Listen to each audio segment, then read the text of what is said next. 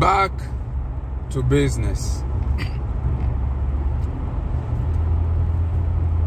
Leo tutaongelea in general kuhusu siasa, politics.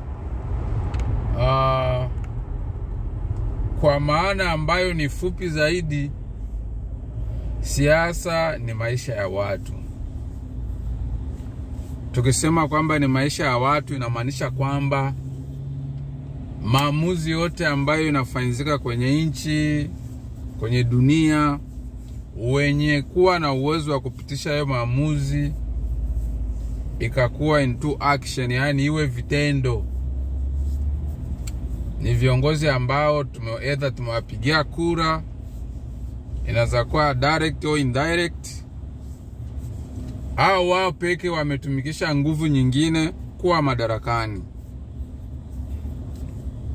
Kwa sababu huwezi kuongoza watu kama nguvu una.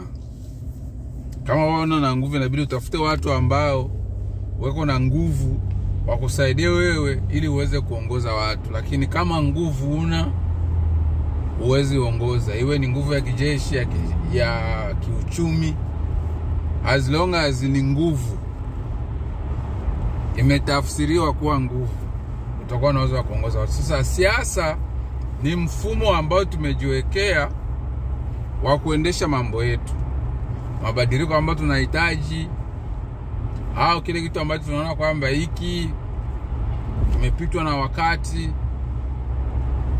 tunaona tukibadilishe, then mnaamua mnabadilisha. Kwa hiyo siasa kwa maana fupi zaidi ni maisha ya kila siku ya watu. Sasa ina tafsiri nyingi. Kuna wale wanasema siasa ni uendeshwaji wa serikali. Siasa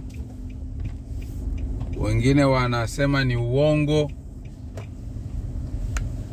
Wengine siasa wanasema ni ya watu tu fulani fulani, sio sisi. Siasa ni ya kila mtu. As long as unapumua, hiyo siasa inakuhusu. Kwa sababu ukienda hapo kwenye filling station ama kwenye gas station upampu mafuta ya kwenye gari yako, siasa inakuhusu. Ukienda sokoni ununue bidhaa, siasa inakuhusu. Ukitaka kazi, siasa inakuhusu. Yani the ways tumejipangia maisha, hiyo ndo siasa. Sasa kwenye siasa huku sasa kuna mambo mengi.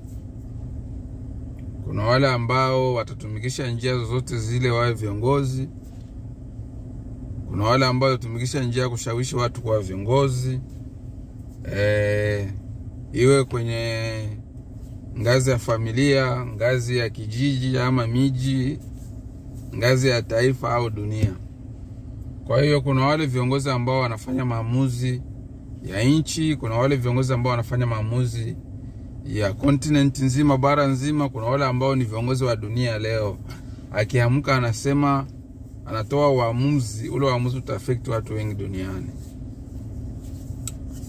Hiyo ndo politics. Yani ukisikia siasa inabidi uifuatilie sana, kwa sababu it's affecting your life daily, either in a positive way, either in negative way.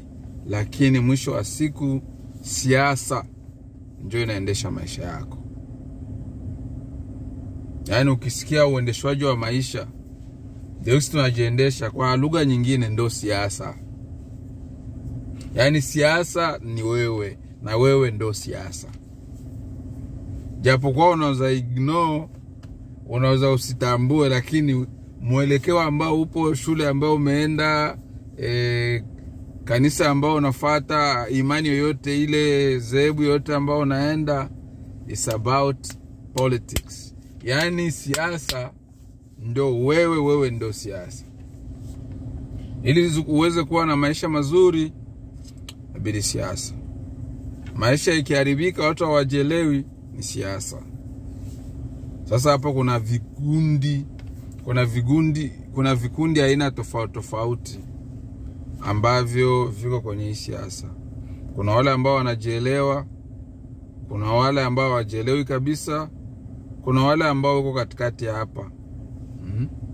Wakisikia huku wanaenda, wakisikia huku wanaenda, wanabadilisha mwelekeo.